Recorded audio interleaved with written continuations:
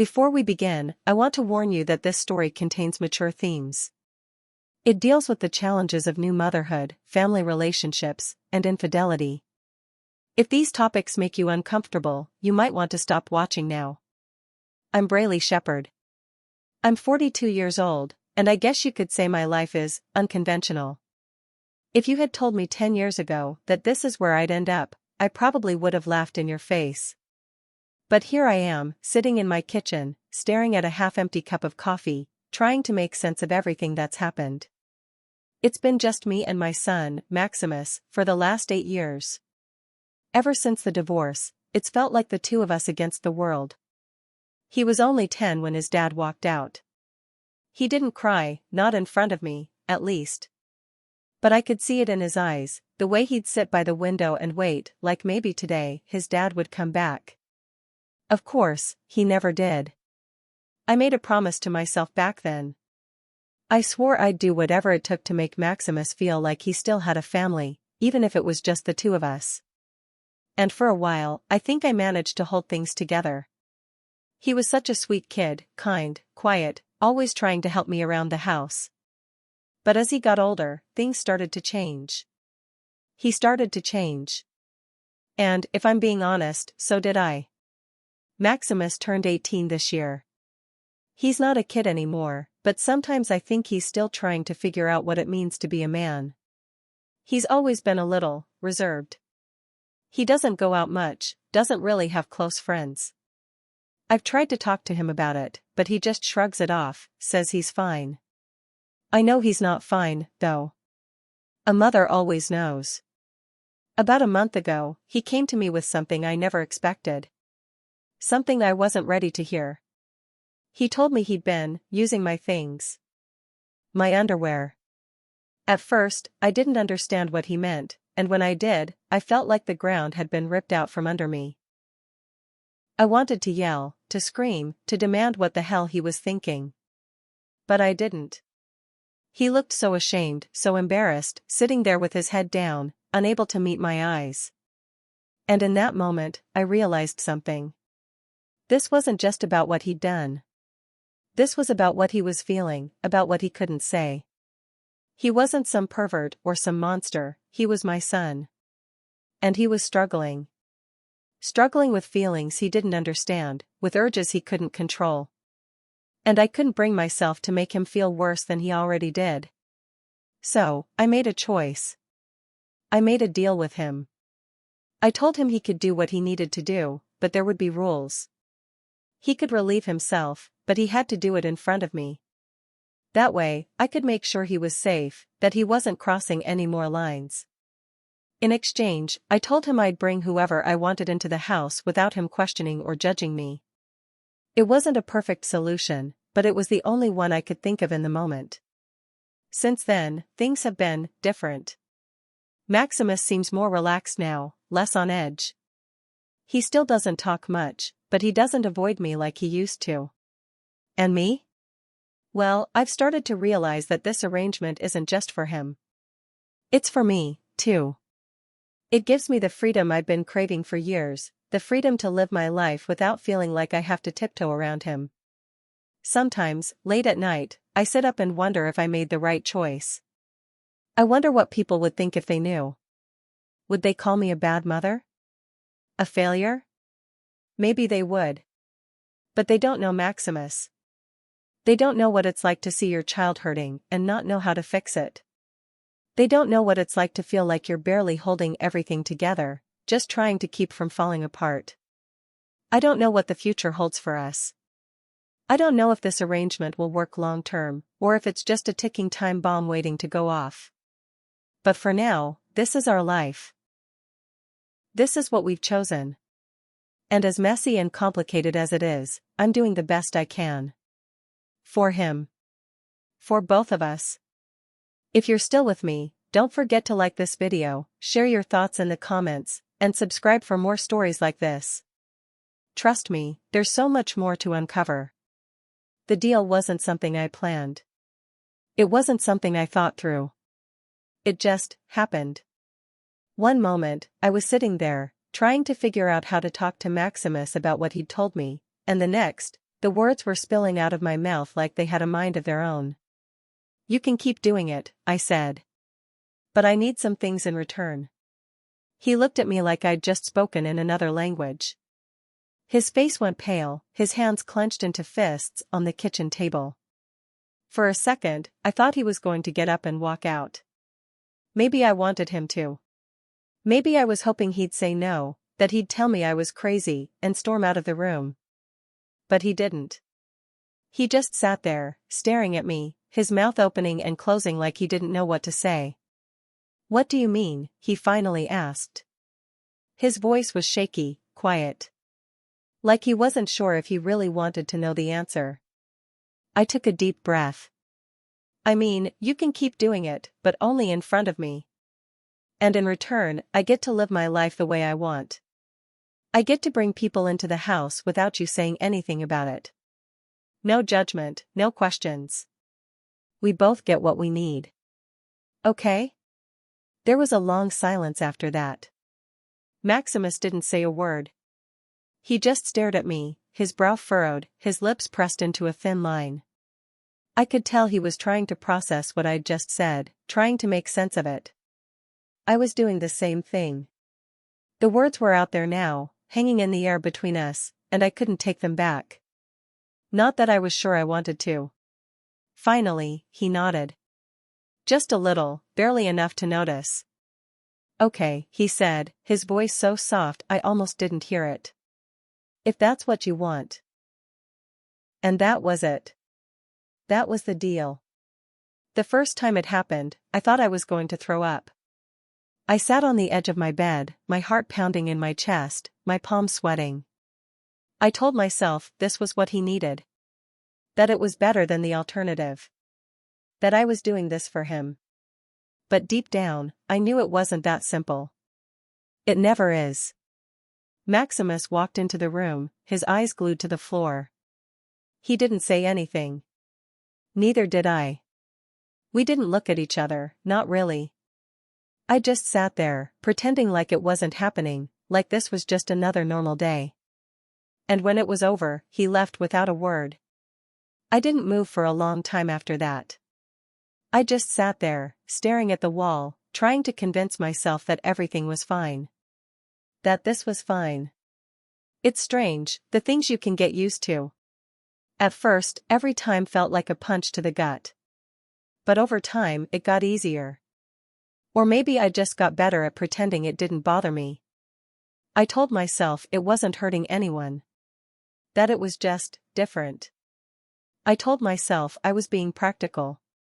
That I was making the best out of a bad situation. And for a while, I believed it. Maximus, on the other hand, was a different story. He tried to act like everything was fine, but I could see it in his eyes, the shame, the guilt. He never said it out loud, but I knew he hated himself for needing this. For needing me. And every time I saw that look on his face, it broke my heart a little more. But what was I supposed to do? He was my son. My only child. I couldn't turn my back on him. I couldn't let him drown in his own feelings while I stood by and watched. So I did what I always do, I put on a brave face and pushed forward. For him. For me. For us. I don't know if I'm doing the right thing. Most days, I'm not even sure what the right thing is anymore. But this is where we are. This is the life we've built. And for now, it's enough. It has to be. At first, it wasn't so different. Maximus stuck to the routine, if you could even call it that. Once in the morning, sometimes again in the evening. It wasn't predictable, but it was manageable. I told myself this was just a phase, that he'd get tired of it, that it would taper off once the novelty wore off. But I was wrong. Instead of slowing down, it only picked up. Slowly at first. A morning turned into an afternoon, and then into a night. Then 2 mornings back to back. I started noticing how quickly the hours in the day began to revolve around this arrangement. There were fewer stretches of normalcy, fewer moments when the air in the house didn't feel heavy with what we'd agreed to. I tried to ignore it, to push it to the back of my mind, but it was always there, lingering like a shadow. The first time I felt uneasy about it, I was in the middle of folding laundry. Maximus walked in without saying a word, his expression tense, his body language stiff. I knew what he wanted before he even said anything. I put the clothes down and sat on the edge of the couch, waiting for him to finish. But something was different this time. He didn't just leave when it was over. He lingered, looking at me like he was trying to say something but couldn't find the words. I felt my stomach tighten, the weight of the moment pressing down on me like a stone. "You okay?" I asked, my voice softer than I intended. He nodded, but I could see it in his eyes. This wasn't about relief anymore. It was something more. That night, I couldn't sleep. I stared at the ceiling, replaying the day over and over in my mind. I told myself not to overthink it, that I was imagining things. But deep down, I knew better. This wasn't just a way for him to cope anymore. It was something he was starting to need, something he was beginning to rely on. And the scariest part was, I wasn't sure how to stop it. In the days that followed, Maximus's behavior shifted even more. He stopped trying to hide it, stopped waiting for the right moments. It was like he didn't care about boundaries anymore, like the deal we'd made was a free pass to do whatever he wanted, whenever he wanted. And maybe it was. I had given him the freedom to do this, hadn't I? The first time I teased him, it was an accident. I was in the kitchen, making dinner, when he walked in. I could feel him watching me as I moved around, his eyes following my every step. I don't know why I did it. Maybe I wanted to break the tension, or maybe I was testing him, seeing how far he'd go. But without thinking, I slipped my jacket off, letting it fall onto the counter. His breath hitched, and I turned to face him, a small smile tugging at the corner of my mouth. "Something wrong?" I asked, pretending not to notice the way his cheeks flushed. He didn't answer. He just turned and left the room, but I could feel the weight of his gaze lingering even after he was gone. After that, it became a game. I'd pull my hair up, let my shirt ride up just a little too high, leave my jeans unbuttoned a little too long. Nothing explicit, nothing overt. Just enough to make him squirm, to make him hesitate before turning away. It gave me a strange sense of control, a power I hadn't felt in years. And I hated how much I liked it. But with every passing day, the line between us blurred a little more. He started seeking me out more often, finding excuses to be near me even when he didn't need to be. And I let him. I told myself it was harmless, that it didn't mean anything. But the truth was, I wasn't sure what it meant anymore. I wasn't sure of anything anymore. There was a moment, late one evening, when it all came to a head. Maximus was sitting across from me in the living room, his eyes fixed on me as I read a book. The air was thick with unspoken tension, the kind that made your skin prickle and your heart race. I looked up at him, meeting his gaze, and for the first time I didn't look away. Neither did he. The silence stretched between us, heavy and suffocating, until I finally cleared my throat and stood up. "I'm going to bed," I said, my voice barely above a whisper. He nodded, but I could feel his eyes on me as I walked away. I don't know how we got here. I don't know how I let it get this far. But here we are, caught in a cycle I'm not sure how to break. And as much as I want to believe I'm still in control, I can't shake the feeling that I've already lost it. It wasn't until Enrique Franklin entered our lives that everything began to unravel. I met him through a friend, one of those casual introductions that you never think much about at first. But Enrique wasn't the kind of man you could easily forget. He was charming in a way that felt effortless, like he didn't have to try to make you smile. He had this laugh that filled a room, warm and disarming, and he made me feel lighter. Like maybe, for the first time in years, I could let my guard down. Enrique started coming over more often. At first, it was just for dinner or a drink on the back porch. But soon, he was staying later, lingering in the living room after Maximus had retreated to his room. And then, one night, he didn't leave at all. I didn't try to hide it from Maximus. That wasn't part of our deal, after all. Still, I couldn't ignore the look on his face the next morning when he saw Enrique sitting at the kitchen table, sipping coffee like he'd been there for years. It was subtle, but I knew my son well enough to recognize the tension in his jaw, the way his hands tightened around his plate just a little too hard. At first, Maximus didn't say anything. He just watched from the edges, quiet and sullen. But as the weeks went by and Enrique's presence in our house became more frequent, his silence turned into something sharper. He started snapping at me over little things, forgotten errands, mismatched socks, trivial annoyances that seemed to take on a life of their own. I tried to brush it off, telling myself it was just his way of adjusting. But the truth was, I could feel the resentment growing between us, thick and heavy like a storm waiting to break. One evening, as Enrique and I sat on the couch laughing over something silly, Maximus walked into the room. He didn't say anything at first, just stood there watching us with an expression I couldn't quite place. When I looked up and met his eyes, I saw it. The hurt, the anger, the confusion that had been bubbling beneath the surface for weeks. Before I could say anything, he spoke, his voice low and trembling. "Do you even care anymore?" he said, his words cutting through the air like a knife. Enrique looked at me, startled, but I didn't take my eyes off Maximus. "What are you talking about?" I asked, my voice steady even though my heart was racing. He took a step closer, his fists clenched at his sides. "You don't care about me. About us. About what we're doing, has done to me." The room went silent. Even Enrique didn't dare to move. I stood up slowly, my chest tight as I searched Maximus's face for some kind of explanation. "Maximus, that's not true," I said softly. "Of course, I care about you. Everything I've done, everything I've been doing, is for you." "For me?" he shot back, his voice rising. "How is any of this for me? You let this guy waltz into our lives like it's nothing. You sit there and laugh with him like I don't even exist." I felt the air leave my lungs, his words hitting me harder than I expected. "Maximus," I said, reaching out to him, but he pulled away before I could touch him. "I didn't know you felt this way." "Of course you didn't," he said bitterly. "You're too busy with your freedom or whatever it is you think this is. Do you even see me anymore? Or am I just convenient?" The silence that followed was deafening. Enrique shifted uncomfortably on the couch, muttering something about giving us space, before slipping out the door.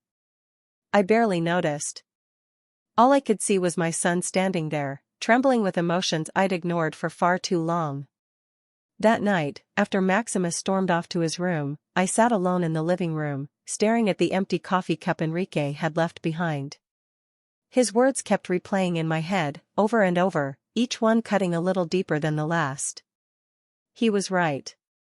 I hadn't been thinking about him, not really. I'd been so focused on trying to make this situation work, on convincing myself that everything was fine, that I hadn't stopped to think about what it was doing to him. And for the first time in a long time, I felt the full weight of my choices. The deal I'd made with Maximus, the boundaries we'd crossed, the lines we'd blurred, it wasn't just about us anymore. It was about what we were becoming, and the damage we were leaving in our wake. I didn't sleep that night. I just sat there, staring at the door, wondering if there was still a way to fix this. Or if it was already too late. The day after our argument, the house was unnervingly quiet. Maximus stayed in his room, the door closed and the air heavy with unspoken tension. I sat at the kitchen table, staring at my coffee, the steam curling up like a fog, clouding my thoughts. I couldn't ignore it anymore, I had to do something.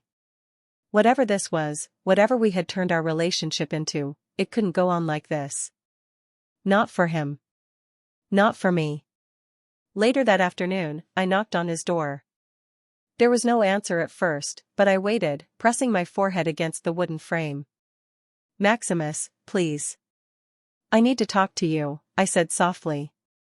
Finally, the door creaked open, and he stood there, his face guarded and his eyes rimmed with exhaustion. "I'm sorry," I said, my voice trembling. "For everything. For not seeing how much this has hurt you. For letting things get this far. I was wrong. His expression didn't soften immediately, but he stepped aside to let me in. I sat on the edge of his bed while he leaned against the wall, arms crossed over his chest. We need help, I admitted. Both of us. I can't keep pretending like I know what I'm doing, and I can't let us keep going down this path. I've already made too many mistakes, but I want to try to fix them. If you'll let me. Maximus didn't say much at first. He just nodded, his gaze fixed on the floor. But a few days later, we were sitting in a small office across from Rafael Cabrera, a family therapist I'd found online. Rafael was a kind man, his demeanor calm and steady in a way that made you feel safe, even when you didn't want to talk. And at first, neither of us did. We sat in silence, the weight of our story too much to put into words. But Rafael had a way of breaking through that silence, asking questions that didn't feel like prying, but like invitations. Slowly, Maximus began to open up. He talked about the loneliness he'd felt since the divorce, the confusion he carried about our arrangement, and the resentment that had been building inside him.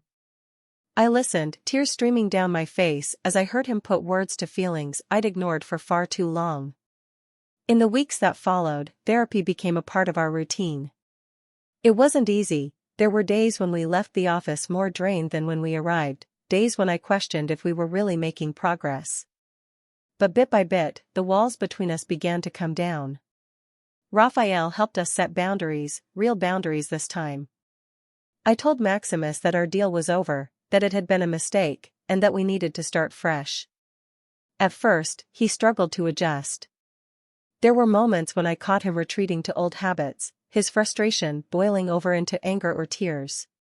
But with Rafael's guidance, we found healthier ways to cope. Maximus started journaling, something I never thought he'd try, and even joined a local martial arts class, where he found an outlet for his emotions. Slowly, I saw him change. He stood a little taller, spoke a little more confidently, and began spending more time out of the house, building connections that weren't tethered to me. For me, the hardest part was facing myself, really facing myself. Therapy forced me to confront the choices I'd made, the ways I'd let my own fears and insecurities dictate my relationship with Maximus. I'd spent so much time trying to hold on to him, to fill the void left by the divorce, that I hadn't seen how it was suffocating us both. Letting go of that control, learning to trust that he could stand on his own, was one of the hardest things I've ever done. One evening, months after our first therapy session, Maximus and I were sitting on the porch, watching the sun dip below the horizon. He looked over at me and said, "Thanks, Mom. For everything." It wasn't much, but it was enough. I reached over and squeezed his hand, the kind of simple gesture that spoke volumes without needing words. We're still figuring things out. Healing isn't a straight line, it's messy and complicated and full of setbacks. But for the first time in a long time, I feel hopeful. Maximus is finding his way, and so am I. And while we may never fully erase the mistakes we've made, we're learning how to move forward. Together. Life doesn't come with a manual, and if it did, I probably would have thrown mine out a long time ago. Maximus and I have been through more than I ever imagined we could handle, but somehow, we're still here. Still trying. Still learning. The house feels different now. Lighter, maybe. There's a kind of peace that comes from knowing we're finally working towards something better. Maximus has found his footing, he spends more time out with friends, more time focusing on his own interests. And when we do cross paths, it feels like we're meeting as individuals, not as two people tied up in a messy arrangement we didn't fully understand. We still have our moments, of course. Healing isn't perfect, but it's progress. For me, it's been a journey of facing myself. I've had to learn to forgive my own mistakes, to let go of the guilt that weighed me down for so long. I've had to accept that I can't always fix things, and sometimes, the best thing you can do for someone you love is to step back and let them figure it out for themselves. It hasn't been easy, but I'm proud of the progress we've made, not just as a mother and son, but as two people learning how to respect and trust each other again. If there's one thing I've taken away from all of this, it's the importance of boundaries, real ones. They're not just rules, they're acts of love. Love for the people around you and love for yourself. They're how you protect what matters while still allowing room for growth, for understanding, for connection. I've learned that accountability is just as important as forgiveness. That sometimes, the hardest thing you can do is admit you've been wrong, but it's also the most freeing. To anyone listening, I want to say this: mistakes don't define you. What defines you is what you do after. How you pick yourself up, how you face the people you've hurt, and how you move forward. Growth isn't about being perfect, it's about being willing to change, even when it scares you. Even when it hurts. Maximus and I are still figuring things out, and I think we always will be. That's just life. But for the first time in a long time, I feel like we're on solid ground.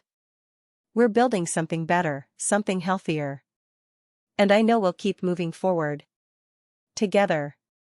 Either way, I want to hear what you think. Tell me, what would you do if your world fell apart like mine did? How would you move forward? Let me know in the comments. And if this story made you feel something, don't forget to like, share, and subscribe for more.